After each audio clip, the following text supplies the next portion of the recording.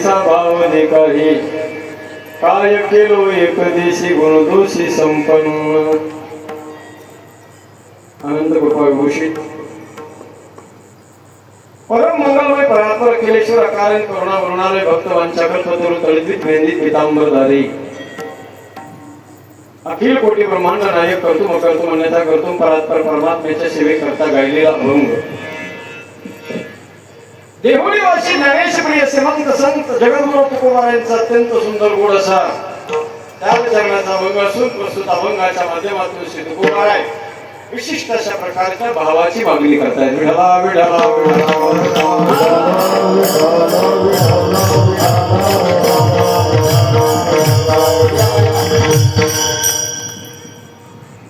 भगवान परमात्म्याच्या असीम कृपा आशीर्वादाने साधू संतांच्या परम कृपेने मौजे इज्जतगाव आणि इज्जतगाव परिसरातील सर्व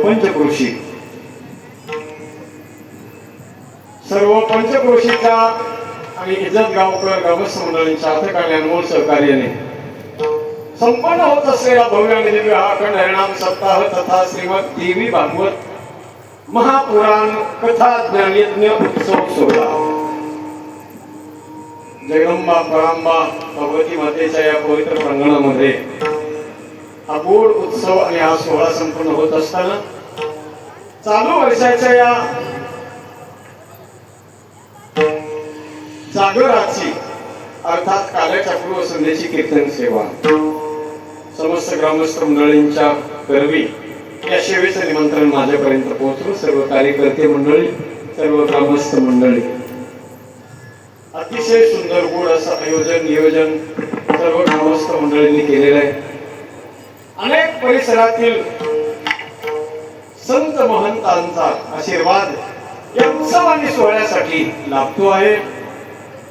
परिसरातील एकाहुली बळीरे अशी सर्व दिग्गज गुणवान मंडळी ज्यांनी आताच गोड चाल गायली आदरणीय वाईकर गुरुजी आणि आदरणीय गंगाधर महाराज यांना दोघांनाही गोड अशी मदंगाची साथ करणारे आदरणीय श्री शिवाजी महाराज आपल्याला सुद्धा मनापासून वंदन आहे. त्याचबरोबर आपल्या परिसरातील गावातील वेगळे सर्व भजी मंडळी आपल्या सगळ्यांना मनापासून वंदन करतो. आज विशेषत्वानं या कीर्तनासाठी उपस्थित असलेले व्यासपीठावर सर्व मान्यवर मंडळी परमार्थ प्रेमी मंडळी आणि विशेषत्वानं माझ्यावरती ज्यांचं विशेष असं प्रेम आहे आज आवर्जून जे या कीर्तनाला श्रवणासाठी उपस्थित आहेत आपल्या परिसरातील फार मोठे उद्योजक असणारे आदरणीय माझे परम मित्र आदरणीय श्री मनोजी सावकार नायगाववरून आज आवर्जून या ठिकाणी ते इथे आलेले. वास्तविक या परिसरामध्ये नायगाव तालुक्यामध्ये महाराष्ट्रातली सर्व फेमस मंडळी कीर्तनकार मंडळी या परिसरामध्ये बोलवण्यासाठी विशेषत्वानं ज्यांचा नेहमी पुढाकार आणि अग्रगण्य सिंहाचा वाटा राहिलाय असे मनोज सावकार आणि मला वाटतं पांडुरंगाने सेवा त्यांनी पांडुरंगाची केल्यामुळं पांडुरंगाने त्यांना आपल्या पदरामध्ये घेतलंय. आपल्या या भागासाठी एक आनंदाची गोष्ट सांगून जाईल. आज 5-6 वाजताच माझं बोलणं झालं. आज सावकार आले म्हणून आठवलं मला. 5-6 वाजता आज माझं बोलणं झालं.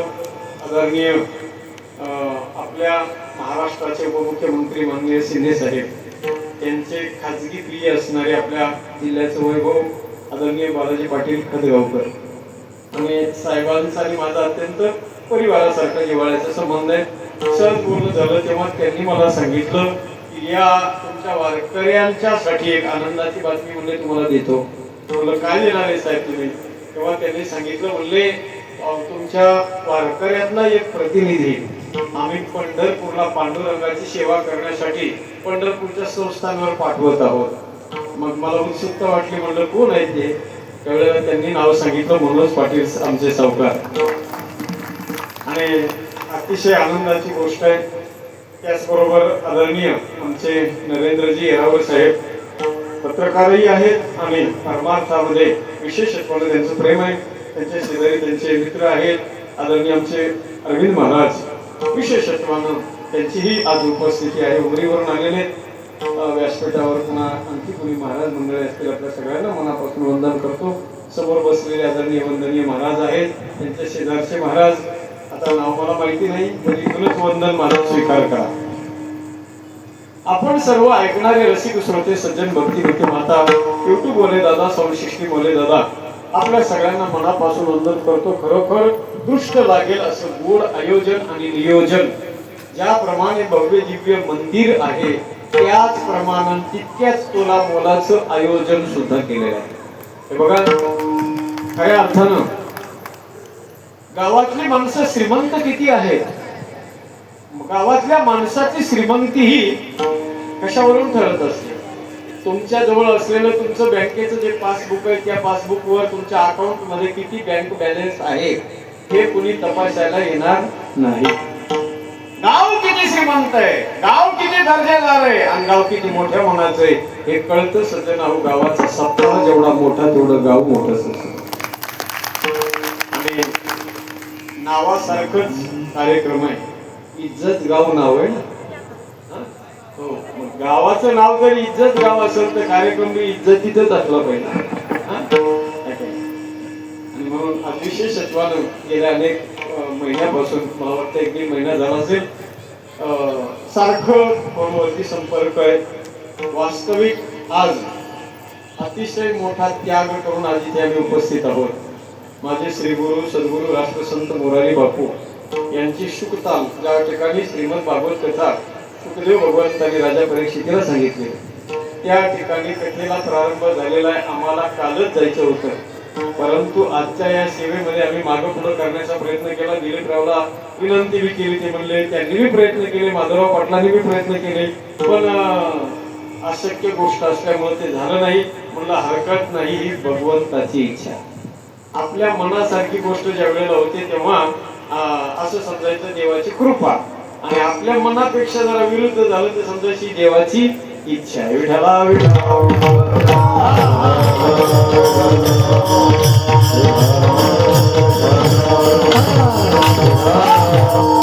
आता हे कीर्तन करून आम्ही 1,500 किलोमीटरचा माधवराव 1,500 किलोमीटरचा प्रवास करून आता उद्या आणि आज रात्रभर चला असो.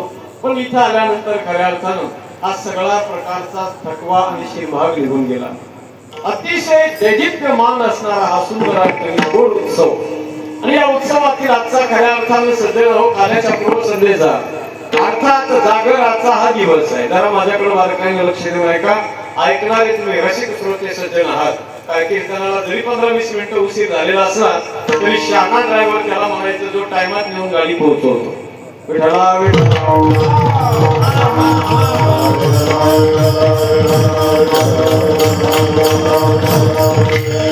अभंग जगद्गुरु तुकोबारायांचा अत्यंत सुंदर गोड असा अभंग आहे सज्जन, दरबार काही लक्ष द्या. या अभंगाच्या माध्यमातून श्री तुकोबाराय प्रत्येक परमार्थिक माणसाच्या अंतःकरणामध्ये जो देवाविषयी भाव आहे त्या भावाची खऱ्या अर्थानं तुकोबाराय व्याख्या या अभंगातून करतायत. या जगात जर आपण बघायला गेलो सज्जन आहोत तर प्रत्येक माणसाच्या अंतःकरणामध्ये भाव असतो.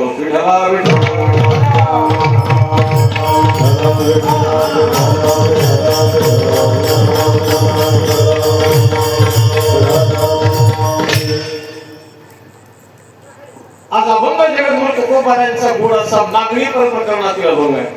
काल्याच्या पूर्व संध्येचा अभंग असल्यामुळं, कीर्तन असल्यामुळं अभंग जागराचा म्हणजे मागणीचा घेणं अनिवार्य आहे.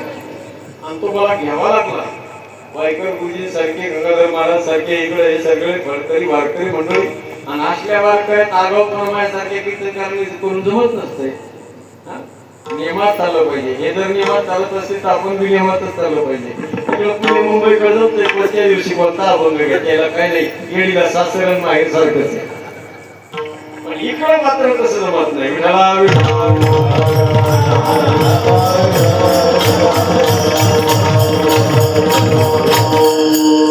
सात दिवस त्यांनी या धर्ममंडपात सेवा केली सज्जन. कोणी झाडू मारायची सेवा केली असेल, कोणी चटाई टाकायची केली असेल, कोणी अन्नदान देण्याची सेवा केली असेल, कोणी कोणी अन्नदान वाढण्याची सेवा केली असेल, कोणी लोक जेवून गेल्यानंतर पात्र उचलण्याची ही सुद्धा सेवाच आहे. कोणी कीर्तनकाराचं सौजन्य देण्याची सेवा केली असेल, अर्थाची सेवा आहे. तन मन धन तीनही प्रकारची सेवा प्रत्येकाने जर केली असेल तर सज्जनावर ज्याने ज्याने सेवा केली ना त्या प्रत्येक माणसाला मेवा मागण्याचा अधिकार प्राप्त होतो. काम केल्यानंतर पगार मागण्याचा मालकाला अधिकार प्राप्त होतो. तसं ज्यांनी ज्यांनी सेवा केली आहे त्यांना मेवा मागण्याचा दिवस म्हणजे आजचा हा जागराचा दिवस आहे. आणि जर सेवा केली नाही आणि तरी सुद्धा मागण्यासाठी जर हात पुढे करत असाल तर तुकोबाराय म्हणतात, तया पतित खोराला जनाही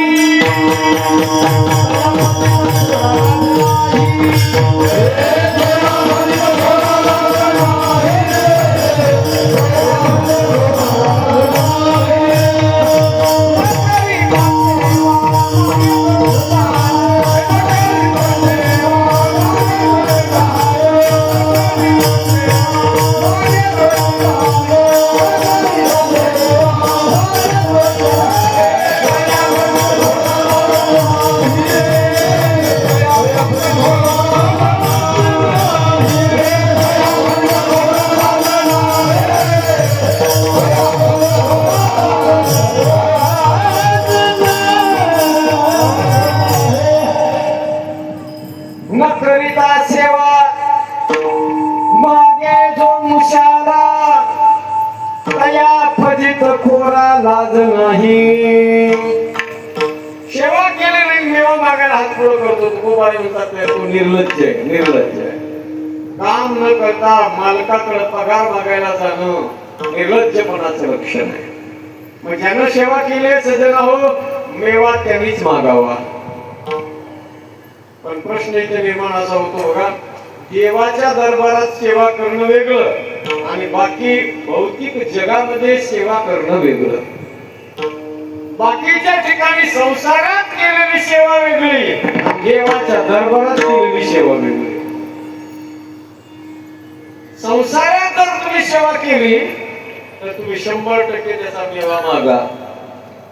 पण परमार्थात जर सेवा केली शास्त्र सांगते सज्जनो देवाच्याकडे काही मागू नये. काही मागणी वडिलांची रीत जाणत काहीच मागू नये सज्जनो देवाकडं. का मागू नये त्याचं कारण आहे बघा. मागितल्यानं देवाला जरी आपण मागले ना, देवाच्या समोर जरी हात पसरवले ना सज्जन होत हात पसरी जिने याच्या जगण्याला त्याचं क्रेडिट डाऊन होतं बघा. हात पुढे जो करतो ना माणूस त्या माणसाचे क्रेडिट डाऊन होत असतं. आणि दुसरी गोष्ट डाऊन होण्याचं कारण क्रेडिट डाऊन होणं म्हणजे काय, त्याची लेवल घसरत असते. बघा मागणारा जो असतो सदैव एकीकडे मागणार आहे आणि एकीकडे देणार आहे. हात जास्त वर कोणाचे असतात, देणाराचे का घेणाराचे? घेणाराचे हात वर असतात आणि घेणाराचे हात खाली असतात. घेणाराची जागा मागणाराची जागा नेहमी खाली असते. धर्मी माता घेण्याचं काम करते म्हणून तिची जागा खाली. आणि ढगे साहेब ढग देण्याचं काम करतात म्हणून त्यांची जागा कुठे वर आहे. पृथ्वी घेण्याचं काम करते तिची जागा खाली, ढगाची जागा वर आहे. देणाराची लेवल काही वर असते, मागणाराची घेणाराची जागा खाली असते. आणि संत सज्जन स्वतःला देवाच्या नजरेत खाली पडू देत नाही. संत म्हणतात देवा नाही मागू शकत आम्ही तुला काही. एखाद्या वेळेला जर आमची परिस्थिती फारच बिकट झाली ना तर आम्ही मरायला तयार हो, पण देवा तुझ्याकडे काही मागणार नाही. कबीरदासांचा एक गोड जो आहे त्याला लक्ष नाही का, मांगन मरण समान है ना मांगो कोई भीख, मांगने से मरना भला यह सद्गुरु की सीख. न मागता जे मिळतं ना सध्या ते दुधाप्रमाणे असतं. न न मागता मिळतं ते दुधाप्रमाणे, मागून घेतलं की त्याचं पाणी. काय होतं त्याचं पाणी. छीन लिया सो खून बराबर, कबीर बोले पानी. ना मांगे सो दूध बराबर, मांग लिया सो पानी. और छीन लिया सो खून बराबर, कबीर बोले पानी. म्हणून मागू नये. देवाकडे संत मागत नाही. संत म्हणतात देवा तुला तर नाहीच मागणार, पण जगाला मी मागू शकत नाही. जगाकडे का नाही मागणार? कारण आम्ही तुझं म्हणून घेतो. तुझे दास्य करू आणि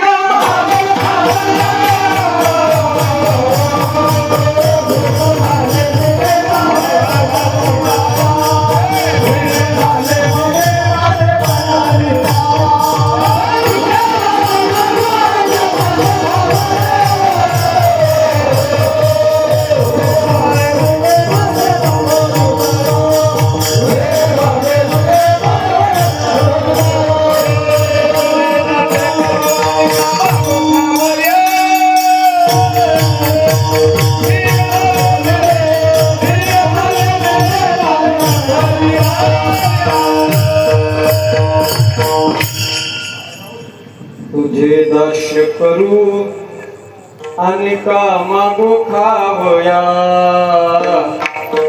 दिग झाले माझे पंढरीराया. दास्य पूर्ण करायचं आणि खायला दुसऱ्याला मागायचं. कसं जमलं देवा? काम दुसऱ्याकडे करायचं, पगाराला तिसऱ्याकडे जायचं. जमते काय सावकार? ज्याच्याकडे काम केलं त्यालाच मागावं. पण संत म्हणतात जगाला बी नाही मागू शकत आणि तुला बी नाही मागणार. वास्तविक आम्ही फकीर आहे, आम्ही साधू आहे. आणि फकीर तू असतो सज्जन हो. फकीर कुणाला म्हणतात? फकीर. फकीराला अधिकार आहे. साधूला भिक्षा मागण्याचा अधिकार आहे, पण मागण्याचा अधिकार असून सुद्धा तुकोबाऱ्या म्हणतात त्या अधिकाराचा कधीच आम्ही उपयोग करून घेणार नाही. फकीरी में भी मुझको मांगने में शर्म आती है. तुम्हारा होके मुझसे हाथ फैला या नहीं जाता. किसी से उनकी मंजिल का पता पाया नहीं जाता. फकीरी में भी मुझको मांगने में शर्म आती है. क्यों? क्योंकि तुम्हारा होके मुझसे हाथ फैलाया नहीं जाता. जेव्हा मी तुझं म्हणून घेतलंय ना, आणि तुझं म्हणून घेतल्यानंतर जर मी जगाकडे हात पसरवले ना देवा, तर लाज माझी जाणार नाही. लाज कोणाची जाईल? तुझी. जाएगी लाज तुम्हारी.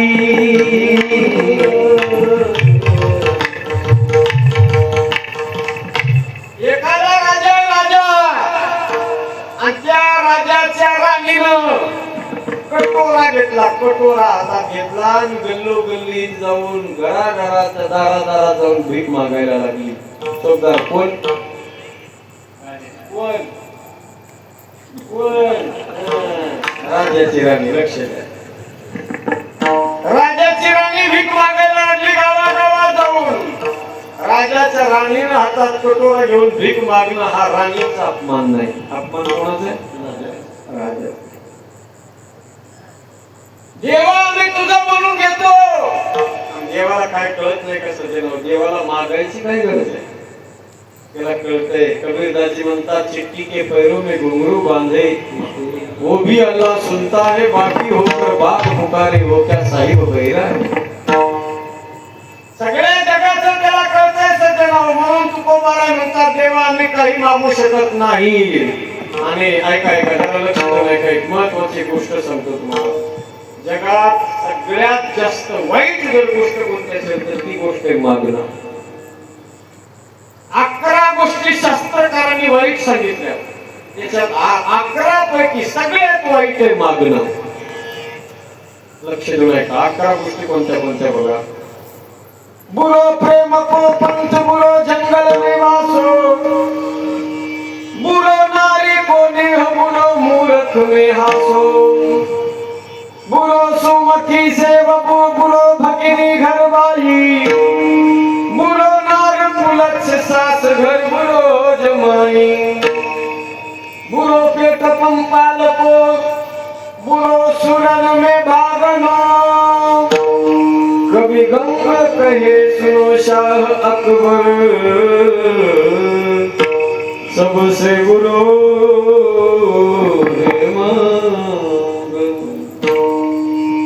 अकरा गोष्टी वाईट सांगितल्या.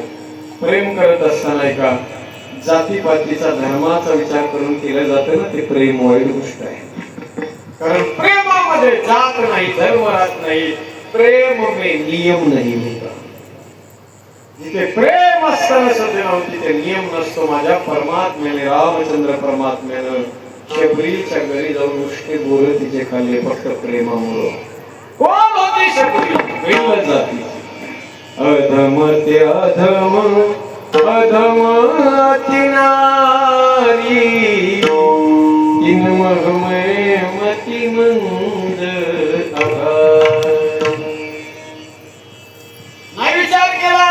परमात्म्याने सगळं हो. प्रेम देव जर विचार करीत नसतात तर आपण ते कधीच करू नये. प्रेमामध्ये जातीपातीचा विचार केला जाणं ही वाईट गोष्ट आहे. जरा लक्ष देऊ नका. परमार्थाचा मजबूत खांब जर कोणता असेल तर प्रेम आहे. सत्य, प्रेम आणि करुणा. सत्य म्हणजे राम, प्रेम म्हणजे कृष्ण आणि करुणा म्हणजे शंकर भगवान. हे वारकरी संप्रदायाचे हे तीन, राम कृष्ण हरी आपण म्हणतो ना. रामकृष्ण हरी म्हणजे काय? या तीनही देवाचं मिश्रण म्हणजे रामकृष्ण हरी मंत्र आहे. राम म्हणजे सत्य, राम सत्य संकल्प प्रभू, कृष्ण प्रेम आहे. प्रेम, कृष्ण ही प्रेमाची मूर्ती आहे आणि हरी म्हणजे हर शंकर भगवान ही करुणा आहे. म्हणजे राम कृष्ण हरी. प्रेम करताना जातीपातीचा विचार करणे वाईट गोष्ट आहे. 11 गोष्टी वाईट सांगायच्यात मला ऐकायला लवकर ऐका. प्रेम करताना जातीचा विचार करून केला जाणारा प्रेम वाईट गोष्ट आहे. बुरो प्रेम को पंत बुरो जंगल में वासो, जंगलामध्ये शहाण्या माणसाला जाऊन राहणं वाईट गोष्ट आहे. बुरो जंगल में वासो, बुरो नारी को नेह, नारीवर जास्त आसक्त होणं वाईट गोष्ट आहे. राजा दशरथाचा सुद्धा सज्जन संसाराची राख रांगोळी झाली. कशामुळे? नारीवर जास्त आसक्त झाल्याचा परिणाम. बुरो नारी को नेह, बुरो मूर्ख में हसो, मूर्खाच्या सभेमध्ये शहाण्या माणसाला जाऊन हसणं वाईट गोष्ट आहे. कारण त्या मूर्खामध्ये आणखी एका मूर्खाची भर पडत असते. म्हणून त्या मूर्खाच्या सभेमध्ये शहाण्याने एकटं जाऊ नये आणि गेलं तर आपलं डोकं लावू नये. म्हणून जुन्या काळातले लोक म्हणायचे, मूर्खाचा मालक होण्यापेक्षा शहाण्याचा नोकर झालेला चांगला. बुरो मूर्ख में हसो, बुरो सुमती से बुरो भगिनी घर भाई. कंजूस माणसाची सेवा करणं वाईट गोष्ट आहे. कंजूस तुमच्याकडे काय म्हणतात? चिकट. हिंदीमध्ये त्याला मक्खी चूस शब्द आहे. मक्खी चूस. चहात माशी पडली तशी चुसून घेतो, तिला पिसून घेतो. ती इतका विचार व्हायला जाऊ देत नाही. त्याला म्हणावं कंजूस, पक्का खानदानी. आयुष्यभर अशाची सेवा करा, काही भेटणार नाही. बुरो सुमती सेवक बुरो भगिनी घर भाई, बुरो नार कुलच्छ सास घर बुरो जमाई. बहिणीच्या घरी भावानं जास्त दिवस राहणं वाईट गोष्ट आहे. कुळाचा नाश करणारी नारी वाईट आहे. सासूच्या घरी जावयानं जास्त दिवस राहणं वाईट आहे. इज्जत गावातले जावई सोडून तुम्हाला सुट्टी आहे. आता जाणार तरी कुठं नाही. सास घर बुरो जमाई, बुरो पेट पंपाल को. पोटाचं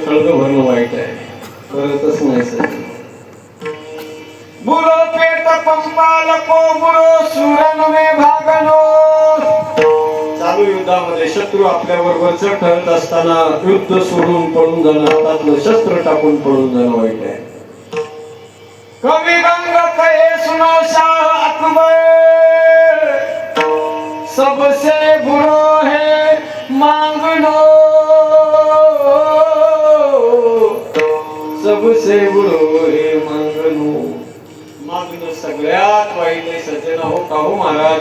जर एवढं मागणं वाईट आहे तर तुकोबाराय याचे अभंगामध्ये भगवंताकडे मागणी करतातच कशी. सगळ्या परंपरा सांगितल्या, ब्रह्मांड केंद्र करू म्हणून सांगितलं तरी आम्ही मागू शकत नाही. मग तरी तुकोबाराय मागायला तयार झाले. ऐका, मागणी करत असताना एकतर देवासाठी मागा किंवा देवालाच मागणीमध्ये मागून घ्या. देव जर मागितला किंवा देवासाठी जर मागितलं तर ती मागणी मागून सुद्धा मागणी ठरत नाही. म्हणून तुकोबाराय मागत असताना सज्जन हो देवाविषयी भाव मागताय. भौतिक वस्तूची मागणी जगद्गुरु तुकोबारायने केली नाही. मागत असताना तुकोबाराय विशिष्ट अशा प्रकारचा भाव मागताय सज्जन हो. भाव लक्ष द्या. या जगात असं एकही माणूस तुम्हाला शोधून बी सापडणार नाही ज्या माणसाच्या अंतःकरणामध्ये देवाविषयी भाव नाही. प्रत्येक माणसाच्या अंतःकरणात देवाविषयी भाव आहे. काहीच्या मनामध्ये अस्तित्वाचा भाव आहे, काहीच्या मनात नास्तित्वाचा भाव आहे. ज्याच्या अंतःकरणात अस्तित्वाचा भाव आहे त्याला आस्तिक असा शब्द आहे, ज्याच्या अंतःकरणात नास्तित्वाचा भाव आहे त्याला नास्तिक असा शब्द आहे. कुणाला म्हणावं आस्तिक आणि कुणाला म्हणावं नास्तिक. नास्तिक त्याला म्हणतात सज्जन हो, नास्तिको वेद निंदका, नास्तिको संत निंदका, नास्तिको शास्त्र निंदका. संतांची निंदा करतो, वेदाची निंदा करतो, ग्रंथाची निंदा करतो, पण